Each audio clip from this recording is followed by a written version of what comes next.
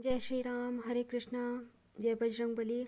आज मंगलवार का दिन है और ओम हन हन हनुमते नमः। स्पिरिचुअलिटी मतलब आध्यात्मिकता में धीरे धीरे स्टेप बाय स्टेप ही बढ़ते हैं और एक एक उसका आप अनुभव करते चलेंगे। जैसे जैसे हम इसमें स्पिरिचुअलिटी में बढ़ते जाते हैं, हमारे जीवन में थोड़े थोड़े चमत्कार से या हम एक अपने अंदर एक बहुत अच्छी पॉजिटिविटी सकारात्मकता को अंदर महसूस करते हैं और साथ ही हमको ये महसूस होने लगता है कि हमारे साथ कोई ना कोई दिव्य शक्ति है जो हमारे काम बनाती है, जो हमें आगे बढ़ने में मदद कर रही है, जो हमारे रास्ते की जो भी अवरोध आ रहे हैं, जो भी रुकावटें आती हैं उसको दूर करती है।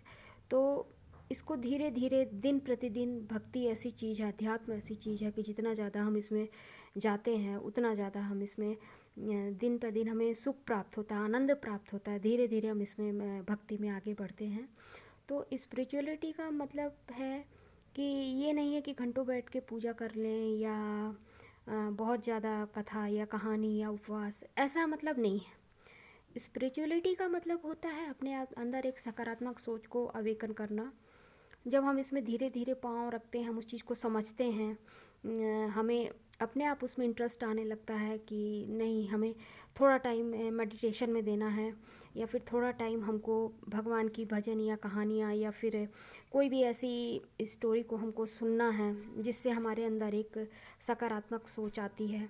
कहीं भी हम बैठे हों 10 मिनट आंखें बंद करके हम उनका ध्यान कर सकते हैं, चाहे वो टी टाइम पे हो, चाहे ब्रेकफास्ट पे हो, लंच पे हो, कहीं पे भी अगर हमें उनका ध्यान आता है तो हमें मन से ज़रूर उनका जयकारा लगाना चाहिए। अगर आंखें बंद करते साथ हमें अपने इष्ट के दर्शन हो या फिर किसी भी देवी देवता के दर्शन हो, तो यहाँ पे ये होता है कि हमें उनका जयकारा, उनका नमन ज़रूर करना चाहिए। प्रभु आपको नमस्कार। या आप जिस भी धर्म से बिलोंग करते हैं, जो भी रिचुअल करते हैं, उस चीज़ को फॉलो करना चाहिए। क्योंकि दिन में ऐसा होता है कि अगर आप इसमें इंटरेस्ट लेते हैं तो आपको ऐसा नहीं कि आपके मुख से भगवान का नाम ना निकले या फिर उनका ध्यान आपको ना आए।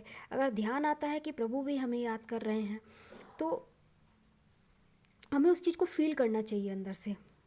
जैसे ही मतलब उनका ध्यान आता है तो ये नहीं, मन ही मन आदमी उनको नमन करता है, उनका धन्यवाद करता है। आज आपने हमें दर्शन दिया या आज हमारे उसमें आ रहे हैं, आपका धन्यवाद धन्यवाद, 3 बार थैंक यू इस तरह से बोल करके।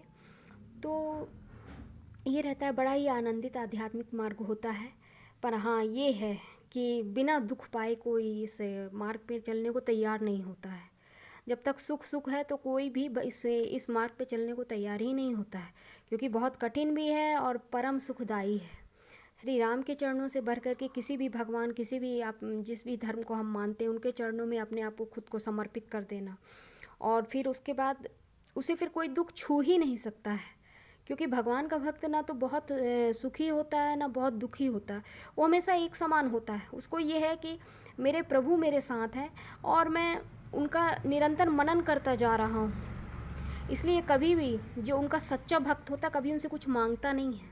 बस इतना ज़रूर बनाए रखना, प्रभु अपनी कृपा की हर वक्त मेरे जुबान पर मैं आपका नाम जप करता रहूँ या आपका ध्यान मैं करता रहूँ, करती रहूँ।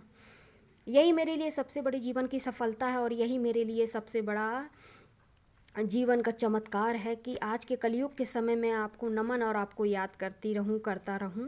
यही प्रभु से मांगिए कि मुझे अपने कृपा का पात्र बनाइए, क्योंकि जिस दिन उनकी कृपा हो जाती है उस दिन दुनिया का कोई भी चीज़ आपको सफल होने से नहीं रोक सकता है।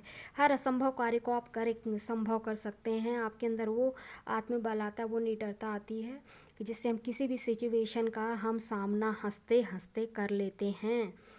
तो यही है कि जैसे जैसे हम इसमें आगे बढ़ते जाते हैं, उनका नमन करते जाते हैं, व्रत नहीं भी कर पा रहे, कुछ भी नहीं, लेकिन अगर उनका ध्यान आता है, कोई किसी भी उसका ध्यान आता है तो हमें उनका धन्यवाद और उनको नमस्कार ज़रूर करना चाहिए। जय श्री राम।